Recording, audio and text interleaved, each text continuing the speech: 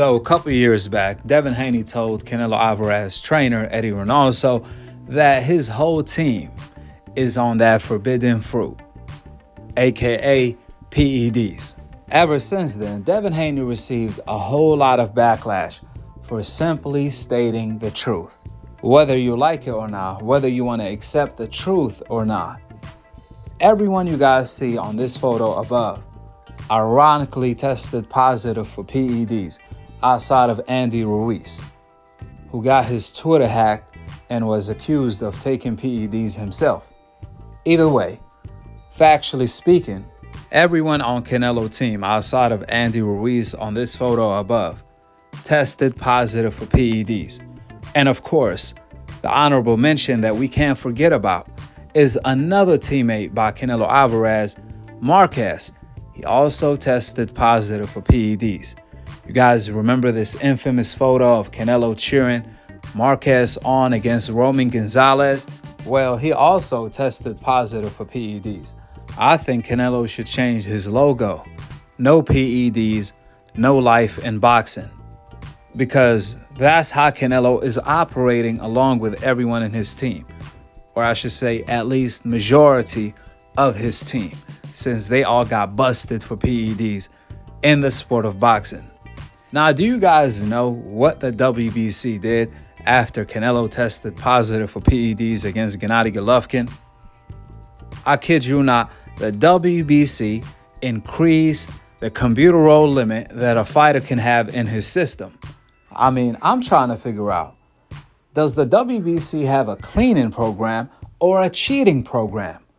Who does that type of stuff? The WBC is pretty much trying to help the Hispanic fighters to continue taking PEDs without getting busted. That's what that move meant. I mean, why else will the WBC increase the PED limit a fighter can have in his system? Coincidentally, after many Hispanic fighters who tested positive for PEDs. The WBC solution to that was to increase the PED limit. So these fighters that tested positive for PEDs don't get caught next time.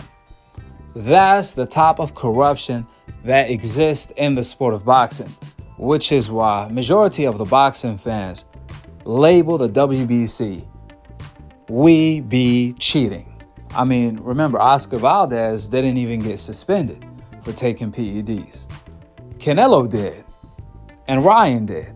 Now, when Ryan got suspended, they did not even force him to take random style drug testing year-round to make sure that he's not taking PEDs during his suspension. That will make his suspension pointless. But that's what makes boxing the wild, wild west. I mean, the fact that Ryan tested positive for PEDs, got suspended for cheating. However, during his suspension, he's not getting tested for cheating to make sure and ensure that he's not taking PEDs, at least not anymore. After all, ain't that why they suspended him, to teach him a lesson, not to cheat again? I mean, the fact that Ryan turned down a Devin Haney rematch by refusing to enroll with VADA tells you everything you need to know.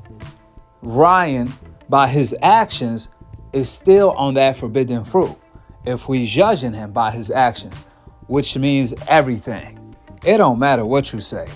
It matters what you do. Well, Bill Haney came out, the father, the trainer, and the manager for Devin Haney. He came up with a solution to clean up the sport of boxing, a better solution than the WBC cleaning program, aka the cheating program for real. Where Bill Haney said the way to solve the cheating that's going on in the sport of boxing by on cycle and off cycles is to test year round. All of the top athletes, all of the champions and the contenders, especially on the top level, they all need to be tested year round. They all need to enroll year round. Now, you guys are going to ask, how are you going to get the funds for that? Well, through the sectioning fees. Fighters pay 3% all of the times. So the sectioning bodies need to use that money for good instead of feeding their bellies. Remember, when Canelo got suspended because the opposition was Gennady Golovkin and he had the complexion for the connection, Canelo was put on year-round testing by VADA, right? Canelo did that for a year or so. Then after that, he got completely off of that. Now, why would Canelo, who tested positive for PEDs, get off year-round testing? It don't take a genius to figure that one out. But surely the reason ain't the money. $15,000 a year is pocket change for Canelo. Matter of fact, pocket change is a little too much. Canelo gets paid over $30 million a fight. So $15,000 a year is literally pennies for Canelo Alvarez. Therefore, why would Canelo get off year-round testing? Unless he want to do off cycles like his buddy Ryan Garcia, Oscar Valdez, Marquez, etc., etc., etc. Look, with the type of corruption that exists in the sport of boxing, I'm not sure if we ever gonna have a clean sport. However, one step in the right direction is Devin Haney suing Ryan Garcia.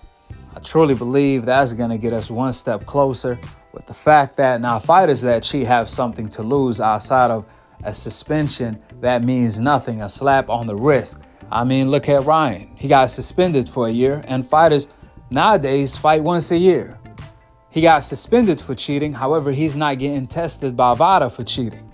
But with Devin Haney stepping forward to make a difference, this is going to change the game, because the fighters who cheat are going to face multiple consequences due to that, which is getting their win revoked to a no contest. Additionally, getting sued for cheating. Last but not least, the sport of boxing is so corrupted, we may run across dead bodies along the way. Which is why, without a doubt, it's going to discourage the cheaters from cheating. It's going to make them think twice. With the opinions out of the door and the facts laid out on the table, go ahead and drop your thoughts in the comment section below. Subscribe below. And to be continued on the next episode of Akhi TV. Peace out. Wa alaikum assalam wa rahmatullahi wa barakatuh.